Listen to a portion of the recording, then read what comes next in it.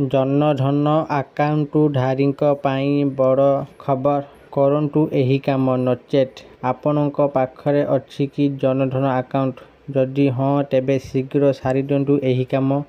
ନଚେତ୍ ସରକାର ବନ୍ଦ କରିଦେବେ ଆକାଉଣ୍ଟ।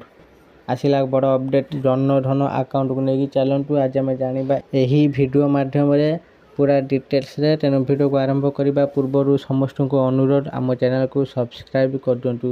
ଚାଲନ୍ତୁ ଡେରି ନ କରିକି ଭିଡ଼ିଓଟିକୁ ଆରମ୍ଭ କରିବା ଏବେ। ଆପଣ ମଧ୍ୟ ପ୍ରଧାନମନ୍ତ୍ରୀ ଜନଧନ ଯୋଜନାରେ ଏକ ବ୍ୟାଙ୍କ ଆକାଉଣ୍ଟ ଖୋଲିଛନ୍ତି କି? ଯଦି ହଁ, ତେବେ ପ୍ରଧାନମନ୍ତ୍ରୀ ନରେନ୍ଦ୍ର ମୋଦି ଆପଣଙ୍କ ପାଇଁ ଏକ ସ୍ୱତନ୍ତ୍ର ମେସେଜ ଦେଇଛନ୍ତି। ଯଦି ଆପଣ ଏହାକୁ ଅଣଦେଖା କରନ୍ତି, ତେବେ ଆପଣଙ୍କର ଜିରୋ ବାଲାନ୍ସ ଆକାଉଣ୍ଟ ବନ୍ଦ ହୋଇପାରେ।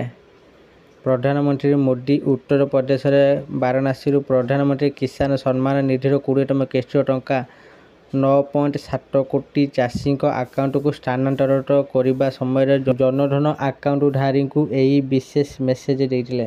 ସେ କହିଥିଲେ ଯେ ଦେଶରେ ଗରିବ ଲୋକଙ୍କ 55 କୋଟିରୁ ଅଧିକ ବ୍ୟାଙ୍କ ଆକାଉଣ୍ଟ ଖୋଲାଯାଇଛି। ଏହା ବିଶେଷ ଯେ ଯେଉଁମାନେ କେବେ ବ୍ୟାଙ୍କ ଦେଖିବାକୁ ସୁଯୋଗ ପାଇନଥିଲେ, ସେମାନଙ୍କର ଏବେ ନିଜସ୍ୱ ବ୍ୟାଙ୍କ ଆକାଉଣ୍ଟ ଅଛି।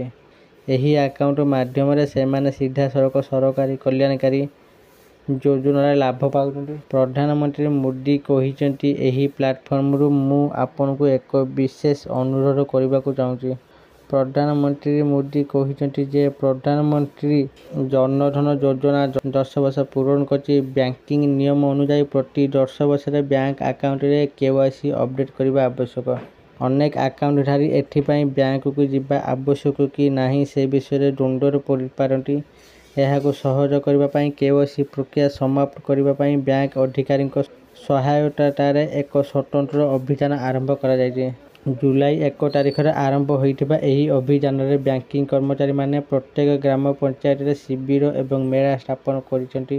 ଲକ୍ଷ ଲକ୍ଷ ଲୋକ ସେମାନଙ୍କର KYC ପୂରଣ କରିସାରିଛନ୍ତି। ପ୍ରଧାନମନ୍ତ୍ରୀ ମୋଦି ଅନୁରୋଧ କରିଛନ୍ତି ଯେ ଯେଉଁମାନେ ଏପର୍ଯ୍ୟନ୍ତ eKYC କରିନାହାନ୍ତି, ସେମାନେ ଯଥାଶୀଘ୍ର ଏହାକୁ କରନ୍ତୁ। ଆଧାର କାର୍ଡ ଏବଂ ବ୍ୟାଙ୍କ ପାସବୁକ୍ ସାଙ୍ଗରେ ନିଅନ୍ତୁ। ଆପଣଙ୍କ ଜନଧନ ଆକାଉଣ୍ଟ ପାଇଁ eKYC ପାଇବା ଏକ ସରଳ ପ୍ରକ୍ରିୟା। ଆପଣ ଶିବିର କିମ୍ବା ଆପଣଙ୍କ ବ୍ୟାଙ୍କ ଶାଖାକୁ ଯାଇପାରିବେ। ଆପଣଙ୍କ ବ୍ୟାଙ୍କ ପାସବୁକ୍ ଏବଂ ଆଧାର କାର୍ଡ ସାଙ୍ଗରେ ନିଅନ୍ତୁ। ଆଧାର ବାୟୋମେଟ୍ରିକ୍ ଯାଞ୍ଚ ବ୍ୟବହାର କରି ପ୍ରକ୍ରିୟାଟି କିଛି ମିନିଟ ମଧ୍ୟରେ ସମାପ୍ତ ହେବ। ଯଦି ଆପଣମାନଙ୍କର ପ୍ରଧାନମନ୍ତ୍ରୀ ଜନଧନ ଆକାଉଣ୍ଟ ଅଛି ଆଉ ଆପଣମାନଙ୍କର KYC ସରିଯାଇଛି ବା ଆପଣମାନେ କରିନାହାନ୍ତି, ତ ଏବେ ହିଁ ଆପଣମାନେ ଶୀଘ୍ର KYCକୁ କରିଦିଅନ୍ତୁ। ଆଧାର କାର୍ଡକୁ ଅପଡେଟ୍ କରିଦିଅନ୍ତୁ ନିଜ ଜନଧନ ବ୍ୟାଙ୍କ ଆକାଉଣ୍ଟରେ। ଆଶା କରୁଛି ଆଜିର ଏହି ଇନଫର୍ମେସନ୍ ଭିଡ଼ିଓଟି ଭଲ ଲାଗିଥିବ। ଯଦି ଆପଣମାନଙ୍କୁ ଏହି ଭିଡ଼ିଓଟି ଭଲ ଲାଗିଥାଏ, ଦୟାକରି ଏହି ଭିଡ଼ିଓକୁ ଲାଇକ୍, ସେୟାର ଓ କମେଣ୍ଟ କରନ୍ତୁ। ଆଉ ଯେଉଁମାନେ ଆମ ଚ୍ୟାନେଲକୁ ଏପର୍ଯ୍ୟନ୍ତ ସବସ୍କ୍ରାଇବ୍ କରିନାହାନ୍ତି, ଆପଣମାନଙ୍କୁ ଅନୁରୋଧ ଏବେ ହିଁ ଆମ ଚ୍ୟାନେଲକୁ ସବସ୍କ୍ରାଇବ୍ କରନ୍ତୁ। ଆଜି ପାଇଁ ଏତିକି। ପୁଣି ଦେଖା ହେବ ଆଉ ଏକ ଭିଡ଼ିଓରେ। ରହିଲି ସମସ୍ତଙ୍କୁ ମୋର ନମସ୍କାର। ଧନ୍ୟବାଦ।